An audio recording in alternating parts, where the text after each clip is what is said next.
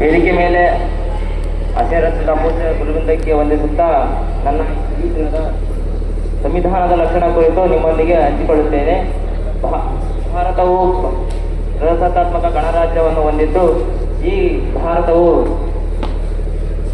ಪ್ರಮುಖ ಲಕ್ಷಣಗಳನ್ನು ನಿಮ್ಮೊಂದಿಗೆ ತೋರಿಸುತ್ತೇನೆ.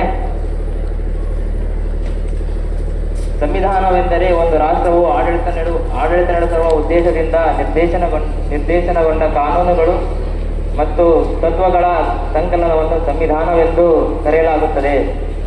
ಈ ಭಾರತ ಸಂವಿಧಾನ ಲಕ್ಷಣಗಳಲ್ಲಿ ಪ್ರಥಮವಾಗಿ ಲಿಖಿತ ಮತ್ತು ಬೃಹತ್ ಸಂವಿಧಾನ.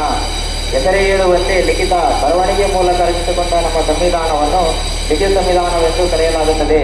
ಈ ನಮ್ಮ ಸಂವಿಧಾನವು ಮೂಲ ಜಾರಿಗೆ ಬಂದ ಸಂದರ್ಭದಲ್ಲಿ 395 ವಿಧಿಗಳು, 22 ಭಾಗಗಳು ಹಾಗೂ 8 ಅನುಸೂಚಿಗಳನ್ನು ಒಳಗೊಂಡಿತ್ತು.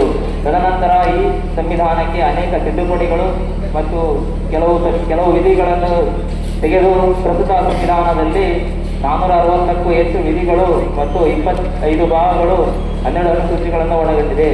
ಈ ಉದ್ದೇಶದಿಂದ ನಮ್ಮ ಸಂವಿಧಾನವನ್ನು ಜಗತ್ತಿನ ಅತಿದೊಡ್ಡ ಲಿಖಿತ ಬೃಹತ್ ಸಂವಿಧಾನವೆಂದು ಕರೆಯಲಾಗುತ್ತದೆ.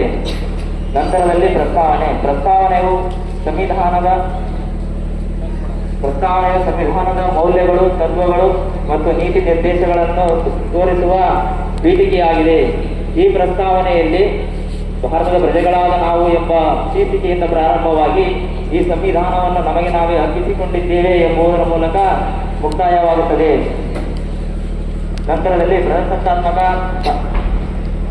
ಸಾರ್ವಭೌಮ ಪ್ರಜಾಸತ್ತಾತ್ಮಕ ಗಣರಾಜ್ಯ. ಈಗಾಗಲೇ ಮೇಡಮ್ ಹೇಳಿದರೆ ಪ್ರಜಾಸತ್ತಾತ್ಮಕ ಮತ್ತು ಸಾರ್ವಭೌಮ ಮತ್ತು ಗಣರಾಜ್ಯ.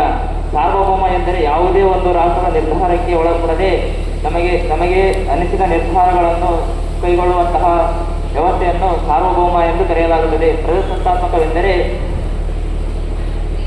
ಪ್ರಜೆಗಳಿಂದ ಆಯ್ಕೆಯಾದಂತಹ ಮುಖ್ಯಸ್ಥರು ಪ್ರಜೆಗಳ ಕಲ್ಯಾಣಕ್ಕಾಗಿ ಆಡಳಿತ ನಡೆಸುವುದನ್ನು ಪ್ರಜಾಸತ್ತಾತ್ಮಕ ಎಂದು ಕರೆಯಲಾಗುತ್ತದೆ.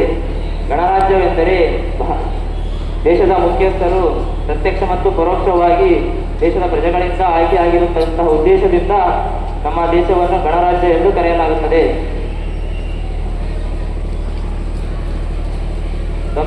ಸಂಸದೀಯ ಮಾದರಿಯ ಸರ್ಕಾರ ಎಂದರೆ ಶಾಸಕಾಂಗವು ಶಾಸಕಾಂಗದಿಂದ ರಚನೆಗೊಂಡಿದ್ದು, ಶಾಸಕಾಂಗ ಕಾರ್ಯಾಂಗ ಜವಾಬ್ದಾರಿ ಇರ್ತಕ್ಕಂಥ ಉದ್ದೇಶವನ್ನು ಸಂಸದೀಯ ಸರ್ಕಾರ ಎಂದು ಕರೆಯಲಾಗುತ್ತದೆ. ಜಾತ್ಯತೀತ ರಾಷ್ಟ್ರ ಯಾವುದೇ ಒಂದು ಧರ್ಮವನ್ನು ರಾಜಧರ್ಮ ಎಂದು ಘೋಷಿಸದೆ ಎಲ್ಲ ಧರ್ಮಗಳಿಗೂ ಸಮಾನವಾದ ಅವಕಾಶಗಳನ್ನು ನೀಡಿರುವುದನ್ನು ಜಾತ್ಯತೀತ ರಾಷ್ಟ್ರ